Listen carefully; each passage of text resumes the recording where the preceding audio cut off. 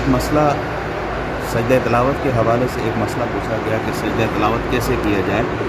اگر آپ نماز کے اندر تلاوت کرتے ہوئے آیت سجدہ تلاوت کریں تو پھر واجب ہے کہ آپ فوراً سجدہ کریں گے.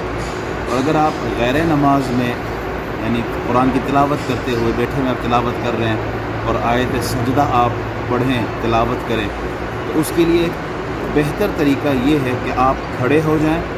کھڑے ہو کر اللہ اکبر کہتے ہوئے آپ سجدے میں چلے جائیں. ہاتھ نہیں اٹھانا، رفع یدین نہیں کرنے، ہاتھ نہیں اٹھانے.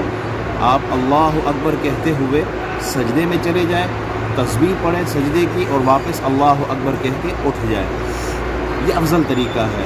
اور اگر آپ بیٹھے بیٹھے بھی سجدہ کرنا چاہتے ہیں تو آپ قرآن کریم جو آپ کے ہاتھ میں ہے اسے سائڈ پہ رکھ کے آپ سجدے میں چلے جائیں اور اللہ اکبر کہتے ہوئے سجدہ کریں، تسبیحات پڑھیں اور پھر اللہ اکبر کہتے ہوئے آپ اٹھ جائیں. میں آپ کو بتاتا ہوں کیسے کریں.